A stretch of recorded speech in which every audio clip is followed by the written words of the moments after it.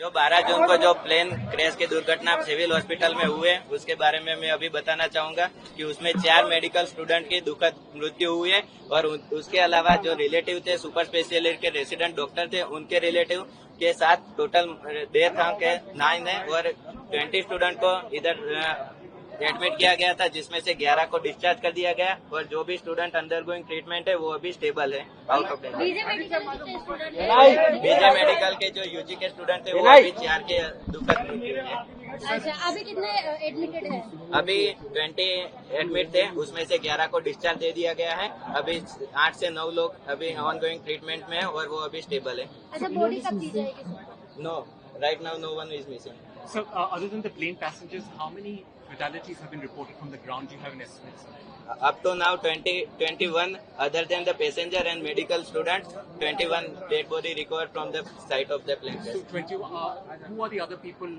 Do you know? Do you have an idea? Sir? Right now we are working on it and DNA sampling testing are working on it and it is going on at Kasoti Bhavan, BJ Medical College. After 48 hours the DNA sampling report will come and we will try to find out. Sir, एक बात तो हिंदी में ही बता दीजिए, DNA sampling की प्रक्रिया कैसे होती है और बॉडी परिजनों को देने के लिए अमूमन समय कितना लगेगा? डीएनए सैंपलिंग की प्रक्रिया अभी बीजे मेडिकल कॉलेज में कसौटी भवन में चल रही है जो 48 आवर के बाद रिपोर्ट आएगी। जो 242 जितने पैसेंजर थे उनके सभी परिवारजनों के आने के बाद डीएनए सैंपलिंग के सबके रिपोर्ट आने के बाद पता चलेगा कि कैसे आगे कार्यवाही। यहाँ पे अभी थोड़ी देर पहले 48 आवर कुछ परिजन आए थे, गुस्सा थे, उनके लिए क्या कहेंगे? तो अभी डीएनए सैंपलिंग में 48 आवर लगेंगे और ये अभी इतना जल्दी में हो रहा है तो उसकी वजह से थोड़ी अव्यवस्था हुई होगी, लेकिन उसके लिए अभी डॉक्टर की टीम चालू है। रात दिन काम पे लगे हुए हैं। जैसे ही 240 तक सैंपल इकट्ठा हो गए हैं, जैसे ही रिपोर्ट आएगी उसके बाद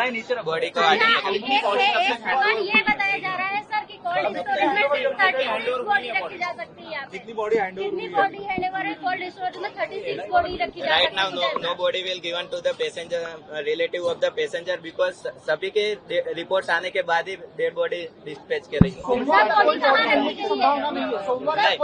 पूरी रिपोर्ट आने के बाद ही पीएम रूम से और पुलिस परमिशन के साथ ही बॉडी को डिस्पैच किया जाएगा। डीएनए सैंपलिंग में क्या दिक्कत आ रही है? 48 आवर्स दिक्कत क्या आ रही है सर, जिस वजह से टाइम लग रहा है सर? रिलेटिव आ रहे हैं, रिलेटिव आने के बाद सभी के सैंपल आने के बाद कर सकते हैं कि एक रिलेटिव आ गया उसके सैंपल के बेसिस पे बॉडी नहीं होंगे, इसलिए डीएनए सैंपल लेके उनको कितना समय लगता है? जल्दी नहीं हो सकता है कि डीएनए 48 आवर्स तो 72 आवर्स लगते हैं। लेकिन जिन्होंने सबसे पहले डीएनए सैंपल दिया था उनके सैंपल्स कुछ आए हैं, रिपोर्ट वो 242 पैसेंजर के साथ जिसके रिपोर्ट आएंगे वो एक साथ ही उनको किया जाएगा क्योंकि वो अगर मेहमान अगर मिसमैच। कितनी बॉडी मिली? Right now 270 body recovered from the site of plane crash. कितना रिपोर्ट आया है अभी तक? अभी चल रहा है 48 to 72 आवर लगेंगे। अच्छा, सब बॉडी यहीं पे है? सब बॉडी यहाँ पे कि अलग अलग जगह? सब बॉडी यहाँ पे और बॉडी मिलेंगी? अभी देख रहे हैं, अभी कुछ होगी क्योंकि मलबे के नीचे दबी हुए होगी तो जैसे ही निकलेंगे तो वो रिकवर हो सकती है, लेकिन राइट नाउ जितनी भी मैक्सिमम हो सकती है तो सबको। सर, कैंपस एरिया में जो अन्य कुछ लोगों की डेथ हुई थी जो आइडेंटिफाइड हो सकते हैं, क्या उन लोगों की डेड बॉडी कल दी गई है? नहीं, अभी वो चल रहा है, उनकी प्रोसेस अभी चल रही है क्योंकि रिलेटिव आएंगे उसके तो मैचिंग के लिए कितने सैंपल्स चाहिए डीएनए के? एक रिलेटिव से नहीं हो सकता, आप बोल रहे थे, कितने सैंपल्स चाहिए सर?